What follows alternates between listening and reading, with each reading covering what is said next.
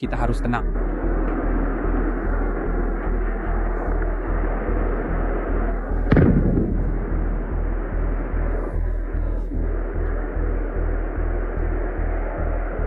Sialan!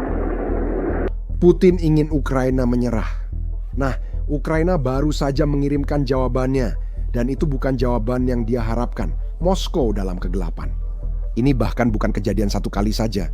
Ini terjadi begitu sering, sehingga bahkan orang Rusia bertanya-tanya apakah ini adalah kenyataan baru yang harus mereka jalani. Dan jawabannya adalah ya, inilah kehancuran yang sama persis yang telah dihadapi Ukraina selama 3,5 tahun terakhir. Kini orang Rusia merasakan akibat perbuatan mereka. Bagi Putin ini sangat memalukan. Dia benar-benar mengelilingi Moskow dengan cincin pertahanan udara bertingkat. Namun, drone Ukraina masih bisa menyerang jauh ke dalam, dan Putin tidak bisa melakukan apapun untuk menghentikannya. Mari kita mulai dari awal. Tadi malam, 1 Desember kita melihat video dari distrik Romansk, Rusia. Ini adalah sebuah distrik di wilayah Moskow. Video-video tersebut menunjukkan kegelapan total. Pihak berwenang tidak dapat mengatakan kapan listrik akan kembali. Mereka bahkan tidak mengatakan apa yang menyebabkan pemadaman listrik tersebut. Namun menurut beberapa warga, terjadi sebuah ledakan dan setelah itu semuanya gelap gulita. Ini video dari warga yang merekam semuanya. Silakan lihat. Di mana mobil tanpa lampu tidak apa-apa, tidak terbakar dan tidak ada satupun. Sial.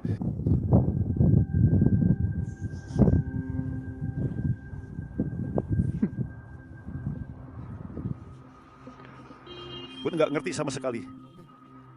Sekarang saat gue merekam ini di Senin malam, sebenarnya kita belum punya kabar apakah ada drone Ukraina di daerah itu. Jika ini memang sabotase, tentu mengkhawatirkan bagi Lidl, Vladimir.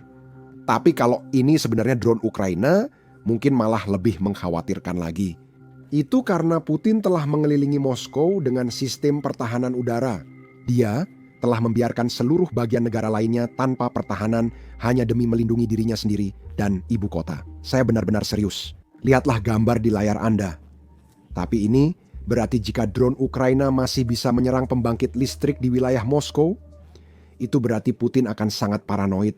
Bahkan jika dia hanya bersembunyi di bunker bawah tanah tanpa jendela. Sekarang, bagi orang Rusia, ceritanya berbeda. Bagi mereka, yang membuat situasi ini semakin buruk adalah kenyataan bahwa ini bukanlah insiden yang terisolasi. Seminggu lalu, Ukraina menyerang pembangkit listrik besar di wilayah Moskow dan memadamkan seluruh area itu. Lihatlah.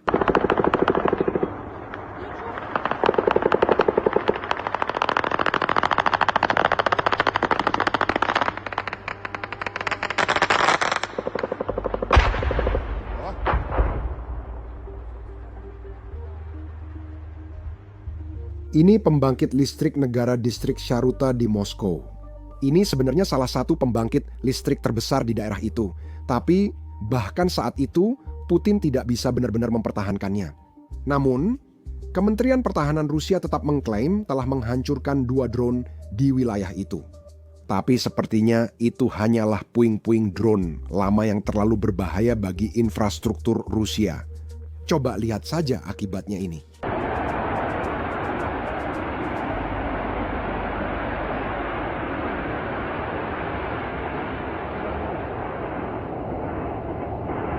Ini mengejutkan Kremlin dan warga Rusia di sana.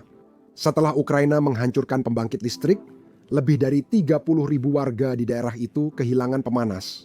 Ini terjadi sekitar saat suhu mulai mencapai tingkat beku. Karena itu gubernur menyatakan mereka mengerahkan sistem cadangan dan unit pemanas bergerak. Namun, menurut warga di Telegram Rusia, semua ini tidak benar terjadi.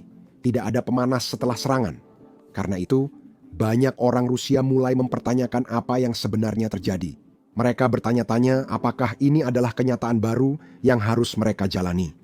Pabrik ini adalah salah satu stasiun tertua di Rusia. Pabrik ini didirikan pada masa Vladimir Lenin. Artinya, pabrik ini selamat dari serangan Nazi tapi tidak dari invasi Lido Vladimir. Ini adalah salah satu kerusakan paling parah sejak perang ini dimulai. Sialan, sekarang anak-anak akan ketakutan. Iya sial lagi.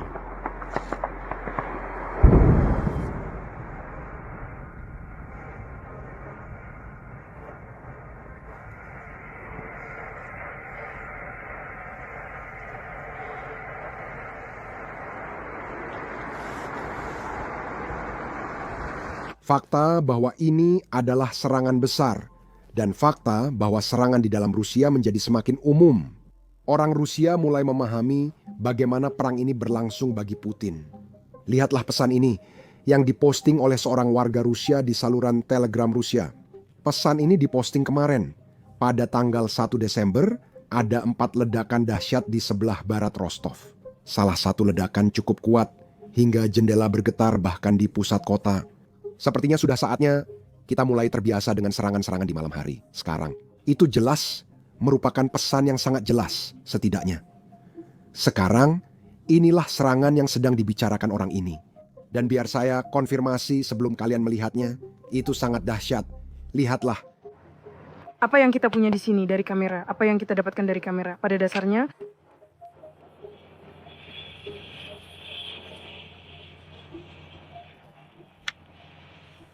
aku lupa merekam di sana.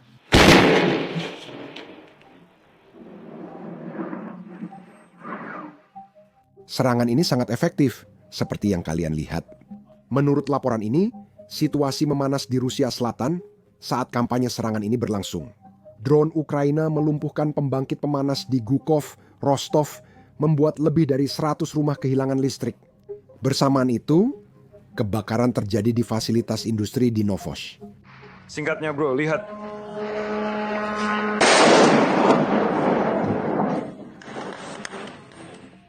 Keren banget. Sekarang, ini menunjukkan bahwa perang ini sudah sampai ke rumah bagi orang Rusia dan tidak terbatas hanya pada orang Rusia di daerah terpencil saja. Kita tahu Putin tidak peduli pada mereka, Putin hanya peduli pada Moskow. Tapi sekarang Ukraina menyerang ke dalam Moskow dan juga menyerang kota-kota besar di mana-mana. Ini jelas bukan kabar baik. Tapi yang membuat situasinya semakin buruk adalah Putin sendiri. Kamu lihat, tentara Rusia sekarang beralih ke kota-kota elit ini untuk secara paksa merekrut anak-anak muda dari sana. Ini termasuk Moskow. Sekarang, ini adalah sesuatu yang sudah kami peringatkan sejak awal perang. Setiap kali Putin terpaksa merekrut orang-orang dari kota-kota elit, kita tahu situasinya benar-benar semakin buruk. Ini bukan saya berkata hanya untuk memberi kalian harapan palsu. Ini adalah sesuatu yang dikatakan oleh para pengacara Rusia, para pengacara yang berada di dalam Rusia, dan mereka berjuang untuk membela hak-hak wajib militer, dan sekarang mereka secara terbuka berbicara menentang praktik ini. Lihatlah. Jadi pada praktiknya, mereka secara paksa merekrut wajib militer ke dalam tentara di Moskow. Namun implementasi militer ini menjadikannya undang-undang tanpa alasan jelas. Seperti saya di kan mirisi mentari Dewan Sinara undang-undang. Ini menunjukkan mereka tak mampu merespons tindakan represifnya sendiri tepat waktu. Meskipun seharusnya bagi mereka tidak akan ada masalah untuk mengesahkan undang-undang ini melalui Duma yang dikendalikan negara. Kelompok risiko utama dan yang paling penting, dan saya ingin menekankan hal ini, adalah para wajib militer dari Moskow, karena di daerah-daerah wajib militer secara paksa biasanya tidak terjadi. Ada hal mencurigakan di Makaskala, namun di wilayah Rusia lainnya tidak ada wajib militer paksa. Di Rusia tidak ada hal seperti itu. Di Moskwa ada 2 kategori wajib militer. Pertama, wajib militer datang ke kantor pendaftaran pusat dan pulang membawa surat penempatan tentara. Jadi jika mereka tidak hadir di kantor pendaftaran pada tanggal di surat panggilan, apapun alasannya, termasuk banding atau sakit. Sehingga bisa kalau ya udah. Informasi mereka langsung dikirim ke polisi, lembaga pemerintah setempat, dan ke dalam sistem pengenalan wajah Sphere. Para wajib militer ini ditangkap di stasiun metro Moskow, lalu dikirim ke lokasi pengumpulan di Ugrishskaya. Pihak berwenang kadang mendatangi rumah atau melacak para wajib militer di tempat lain. Tapi fokus utamanya memang pada memantau mereka di metro dan di Moscow Central Circle. Jadi seseorang melewati pintu putar, kamera mengenali mereka dan mereka sudah berada di ruang terbatas. Ada petugas polisi di setiap Stasiun itu mudah untuk menangkap mereka. di sana yang Itulah tepatnya alasan mereka melakukannya. dan dalam kategori kedua ada Kategori kedua adalah yang mengabaikan panggilan lain. Pertama kali, seseorang dipanggil ke kantor wajib militer utama dan diberi surat panggilan, kali. Bermana juga dimasukkan dalam daftar yang dikirim ke Badan Teritorial Pemerintah Moskow. Mereka mengirimkan data itu ke kantor polisi. Di sana, mereka menyerahkan informasi tersebut kepada petugas polisi distrik yang kemudian mulai mencari mereka dengan semua sumber daya yang mereka miliki. Mereka datang ke rumah mereka, memeriksa kamera, dan mereka mencoba menahan wajib militer tersebut untuk secara paksa mengirimnya ke apa yang disebut Pusat Wajib Militer Terpadu, seperti yang disebut oleh salah satu rekan kami. Morada Nazarana itu adalah bangunan kecil tambahan di samping kantor wajib militer, tempat mereka membawa orang-orang dengan mobil. Begitu mereka masuk, gerbang ditutup dan jendela dipasangi teralis. Di dalam ada dokter yang memeriksa wajib militer dengan cepat. Apakah dia punya tangan dan kaki? Jika punya, silakan semua masuk terserah. Jadi, kenapa Putin melakukan ini dan kenapa sekarang? Jawabannya ada pada ekonomi. Uang, uang, uang. 3 hal itu diperlukan untuk menang perang. Seiring sanksi Ukraina dan sanksi Barat semakin menekan ekonomi Rusia, Putin semakin kehabisan uang. Dan kita melihat tanda-tanda ini di seluruh Rusia. Begini, ketika pada bulan September 2022 Putin mencoba mobilisasi parsial, dia belajar satu pelajaran. Orang Rusia tidak suka mobilisasi. Jadi solusinya adalah dengan memberikan lebih banyak uang kepada para relawan yang ingin bergabung dengan Angkatan Darat. Hanya demi gaji. Bonus ini jumlahnya sangat besar. Di beberapa wilayah, kamu bisa langsung jadi miliarder hanya dengan menandatangani kontrak dengan Angkatan Darat. Tapi sayangnya, sekarang ketika ekonomi Rusia sedang tertekan, kita melihat bonus-bonus ini hilang dalam semalam. Tapi lihat, meski Putin kehabisan uang, dia tetap butuh umpan meriam di garis depan.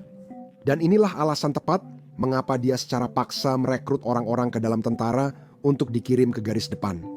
Masalah utama dari praktik ini adalah orang yang dipaksa ke garis depan justru menimbulkan lebih banyak masalah bagi militer Rusia dan bagi Putin sendiri. Lihatlah pesan ini yang dikirimkan oleh beberapa tentara Rusia kepada publik di Rusia. Kami adalah prajurit. Kami adalah prajurit dari unit militer 72164, Resimen ke-22 Divisi ke-72 Korps Angkatan Darat ke-44, Distrik Militer Leningrad. Kami memohon kepada Panglima Tertinggi Vladimir Vladimirovich Putin. Jumlah kami ada 28 orang. Mei hingga Juli, kami ditipu untuk menandatangani kontrak dengan Kementerian Pertahanan dengan alasan ini adalah perusahaan militer swasta Yastram. Kami dijanjikan banyak hal dan kami begitu saja percaya lalu kami setuju untuk merangkum masalahnya secara singkat. Bulan Februari tahun ini, setelah melihat ketidakadilan dan pengkhianatan dari komando di unit kami melapor ke Komite Investigasi, di mana sebuah kasus pidana dibuka. Padahal kami terus langsung diberitahu bahwa setelah investigasi selesai, kami langsung dikirim ke unit lain untuk melanjutkan tugas kami. Untuk tugas selanjutnya kami berikan. Kami bersaksi melawan Marushchenko, pemilik Yastreb perusahaan militer swasta kepada siapa peralatan dan senjata dipindahkan oleh pejabat melalui Mayor Jenderal Dembitsky, Komandan Korps. Kami bersaksi tentang pemerasan dari gaji kami. Postis bersaksi dari Darmadi yang Flavius hanya dibunuh ada begitu saya. Jadi kami masih hidup, tapi hanya karena kami masih di Moskow. Karena kami masih di sini.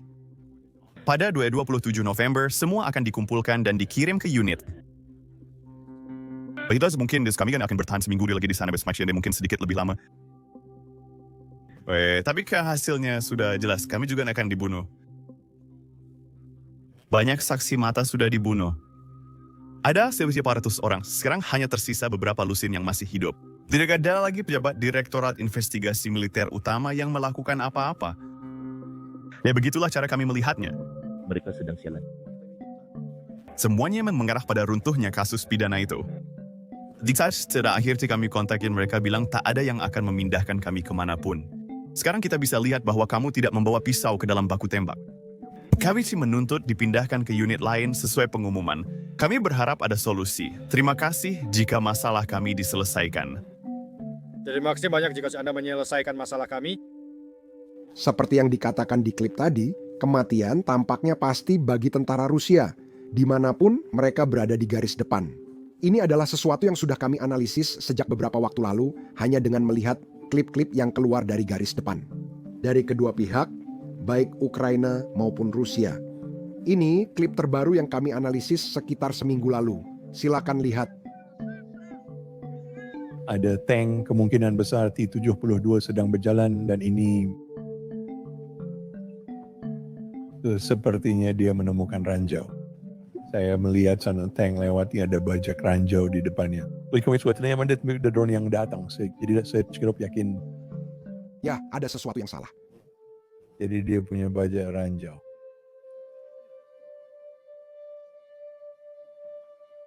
Ya. Menariknya jika kamu terkena ranjau anti personel, kamu mungkin tetap aman di dalam tank. Tetapi sepertinya mereka kena. Jadi tentu kayaknya aku nanti tidak melihat kubah mereka terlempar, tapi itu pasti sakit. Ini adalah, bukan keledai tapi domba yang merupakan hal baru. Kita sudah pernah melihat unta, keledai, dan domba. Renan mungkin tidak suka, tapi inilah alasannya. Lihat, ini juga makan malam orang ini. Oh, pelan-pelan, ayo. Lihat, bukan cara ini mau masuk pasukan. Tapi apa ini Mau masuk, ini tidak membawa apa-apa? Dulu keledai membawa perbekalan. ya dia membawa sesuatu di forest perutnya. Aku tidak tahu itu apa. Tapi kau tahu sebenarnya. Makan malam berjalan.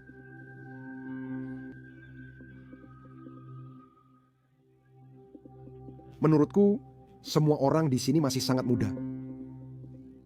Ya, kau tahu. Ini menarik. Mereka memang muda di sini, tapi memang begitu. Rata-rata usia pejuang di perang ini dari kedua pihak adalah 40 tahun. Namun itu kau tahu, aku rasa dalam kondisi yang jauh lebih baik saatnya kau mencukupi 42 tahun, tapi kau tahu itu sudah mulai agak tua.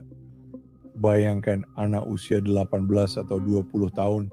Lihat, kamu sembuh lebih cepat. Itu salah satu keuntungannya. Semakin sering menonton cuplikan seperti ini, saya makin sadar kekuatan tentara Ukraina. Kita harus ingat bahwa Rusia, jika dibandingkan dengan Ukraina, memiliki tentara yang jauh lebih besar dan kemungkinan memiliki jauh lebih banyak drone daripada Schultz. Dari negara seperti Korea Utara dan Iran, tapi orang Rusia tidak punya misi yang kuat. Hanya orang Ukraina yang memilikinya dalam perang ini, terlihat setiap hari di medan perang. Apa yang seharusnya menjadi operasi militer khusus 3 hari milik Putin, kini telah berlangsung lebih dari 3,5 tahun.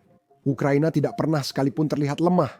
Bahkan, mereka justru terus berkembang dan terus menghancurkan infrastruktur utama Rusia. Karena itu, kita akan membahas lebih lanjut dan memahami bagaimana Ukraina menang di garis depan. Saya telah melakukan analisis medan perang mingguan bersama para veteran seperti mantan Navy Sea, Air, and Land, Chuck Farr, dan banyak lainnya. Kami telah merilis 6 episode dan akan menambah setiap minggu. Sayangnya, kami tidak bisa mengunggah episode-episode ini di YouTube karena YouTube sering membatasi atau bahkan menghapus video-video tersebut.